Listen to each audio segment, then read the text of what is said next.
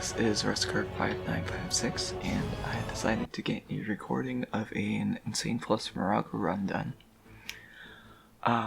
The reason for this is to show the build and boss phase that I like to use. And you want to start out as Huntress, as you can see. And it's going to be also important to pay attention to the chest route that I use, because I think it is a really good one. So first off, you want Inferno and gas traps near most of the fronts of the spawn gates. And the reason for that is in order to get the mobs to get stuck there, which makes it easier to deal with Djinns and all around enemies, as you can control when they spawn. There's then of course the Ethereal and Proxy Mines, which go back a little bit further. There will be some other stuff going there later. But yeah, this gate is another one where you want the Inferno gas in front.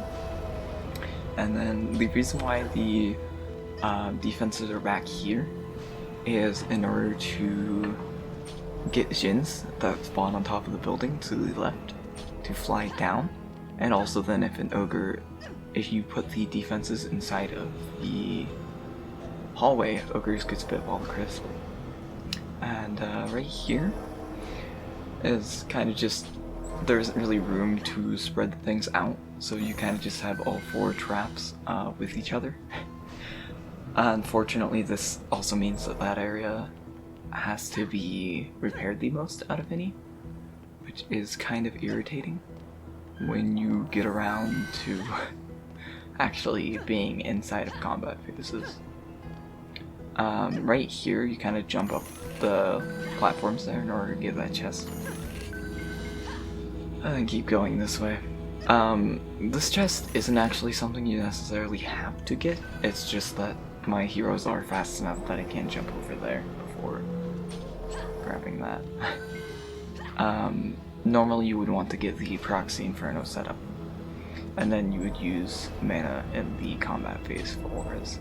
Yeah, basically those are the two places where you don't have the Proxy Inferno, or no, where you don't have the Inferno gas trap in front of the spawn gate. And right here it's really important, you want to have your defenses set up in a way to where you can have your walls between the wall and the pot. That'll be shown later. Anyways, so yeah, basically then after you get all those set up, just collect a few more chests and then drop the mana as you jump over the ledge. And then that saves a tiny bit of time, as you don't have to wait to go to the ground. So with Monk, the order in which you set up the auras isn't super duper important, though you usually want to try and get this middle area here done before the combat phase starts. When you're playing with two players, it's especially important because of Dark Elf Warriors. That is not a problem though when playing solo. Usually when I do this, I like to do two players though, as that allows for an easy two players extra in. Better just AFK for rewards. But anyways though, yeah, basically just set up the auras like this. It's important to have them spaced out like this, because strength drain takes more damage and you want the enemies to walk a little bit before they go into the ensnares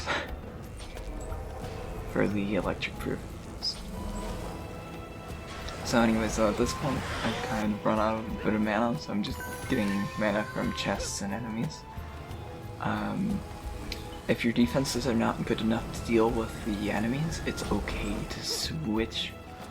If your traps aren't good enough to deal with the enemies on their own, it's okay to switch.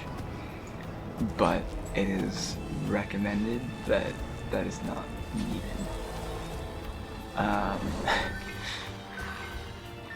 But yeah, basically just if that happens, switch to a DPS hero and deal with whatever it is that's able to get through. The auras down there, notice we're put up on a pot. and that's to get wyverns a little bit more. Same with the auras that were just put down there. Those ones are specifically for wyverns, while the other ones are kind of for both wyverns and enemies. So then there's just this one last set of auras, and then there you go. Now it's just a matter of waiting for the combat phase to end. Alright, so the combat phase just ended, and it is important to note that sometimes it might be faster if you push enemies into proximity mines and stuff like that. That is something that I ended up doing. Anyways, though, with that, now there's the Squire defenses. There's only 2 of these, and they're just harpoons for the wyverns. It's important to put these behind the crystals because you are most likely going to have a wyvern or 2, or 3 even, could be more, but you're likely to have at least 1 wyvern go to the crystal that is a poison proof. And so you want that behind the crystal so that it'll actually shoot it in case you can't get to it and DPS it yourself. That does make it be so then it is very hard to get flawless victory when playing this on Insane Plus, but that's not necessarily needed. It's just that you don't want your crystal to die is really the main thing. Something that you can do with the walls there is you can actually place one on the side in order to get Dark Elf Warriors to stab it and not go after other things. Those usually die for me though, so that's not really super important. Right now I'm kind of just setting up the main walls, not glitch blockades. I will show those in a bit, but basically, yeah, you just put 2 at every spot that you have auras and traps up. So then there's here, like I mentioned before, there's the pot there, which you want to have the defense set up with. You won't be able to get them all the way between, so you kind of want to make sure that the spacing is in a way that things like goblins and skeletons will not go through the gaps. Anyways, though, it's at this point that I switch to my DPS character, and I put up all of the glitch blockades with that. There is one spot in the middle there that I just passed, where it is not a bad idea to have your glitch blockade set up with a wall character because of the boss. It is able to destroy it there, but it isn't needed. Right here is one you want to get up first. Not like very first, but you want to get it up as one of your first ones, as it requires a magic missile tower to place it. And then you're able to place it in the ground there. Another thing that's important is to make sure to upgrade them at least twice. Try and upgrade them more as the rounds go on, but when you first place them, upgrade them twice. If you were playing with 2 players, it is suggested that 1 player stays on like the top area of the map that I'm at, and 1 player stays at the bottom area of the map that I am currently not at. Knowing what's what when referring to things, or when other people are referring to things, is also good. That area that the ogre was at, I will usually refer to as the middle, like, spawn gate. And I will also refer to this area right here as the middle, which is somewhat confusing, but that's for building purposes. It would probably be good if I was more specific with it, but they're both kind of middle areas, unfortunately. Now normally you would want to have the map up as well, but there was only 1 ogre and 1 djinn this way, and because of that I do not have it up at all times right now. If there's still djinns and ogres spawning, you want to keep the map up though. Ogres are less important as it gives you a warning when an ogre comes in, but as for the djinns, it doesn't, so it is very important to keep it up. Anyways though, yeah, there's basically just a few more glitch blockades to get up, like this one here. This is actually one I didn't use for a while. I also couldn't because I had 2 other walls in place. But yeah. So anyways, though, there's only one other wall that I have access for, and I did have a spot I put it up. I will cut to that now. Okay, so as you can see, it's like right here, a little cubby. It actually did end up helping out because when upgraded, it was able to be hit twice by Ogre's Spitballs. Which basically just allowed me to have a forced redirect for Ogre Spitballs. In that gate over there. So, yeah. Other than that, it's pretty much just upgrading walls, and I will see you at the boss. Alright, so this is the boss phase now. Hey, look, we're here. Anyway, so one thing that is important to note is that the harpoon turret for the wyverns in a spot that you can see is now a fireball turret. The reason for that is because it was destroyed in the middle of this combat phase by a Dark Elf warrior. That happens sometimes. I was not expecting it to happen solo though. Usually that happens because of AFK controllers. Anyways though, here's a fun little glitch with the boss.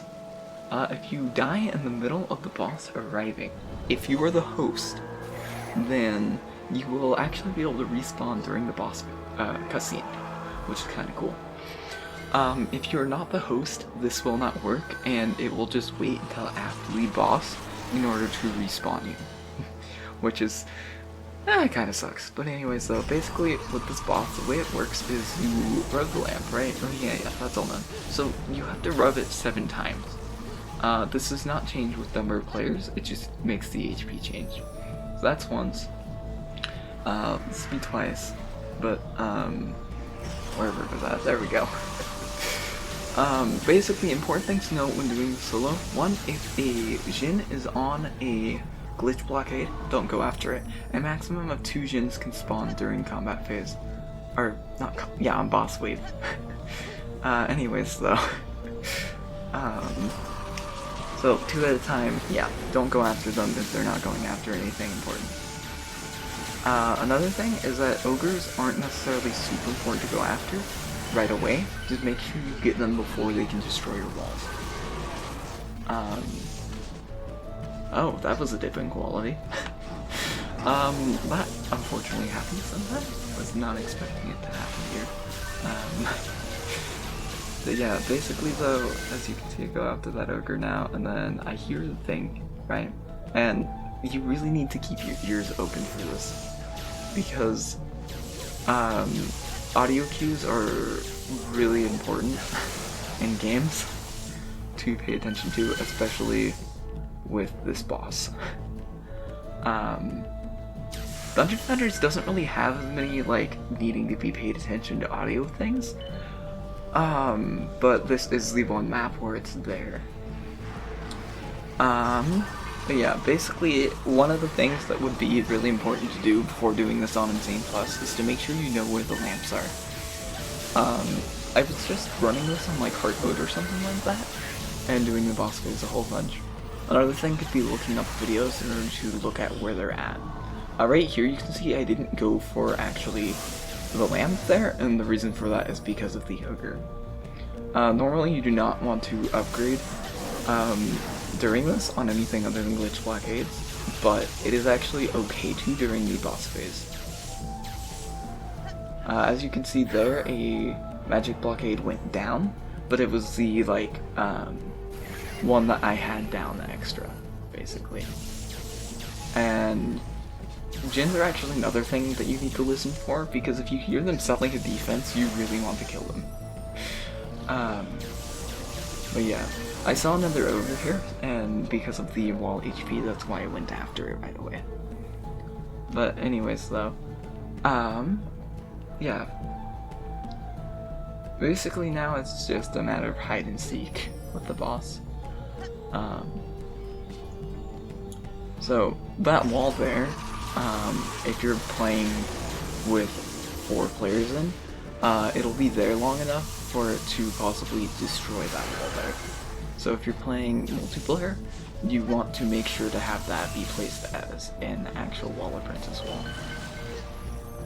And right here is when I was talking about with like it's okay to upgrade during the boss phase because that is much better than like upgrading those. Also, I just realized that I totally should have seen that lamp before when like going after it, but it's okay. Anyway, so this is one of the spots you don't really want to stand close to the boss either. This is one of the spots especially because that spot, if the boss tongues you, it can destroy the crystal, which is kind of dumb. I don't know how that happened, but it did.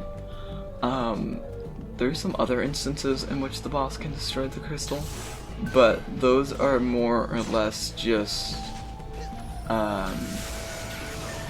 instances where the boss goes into a lamp and at the same time you have the boss shoot at you, and that can attack the core. That will not one-shot it though, so it's like whatever with that.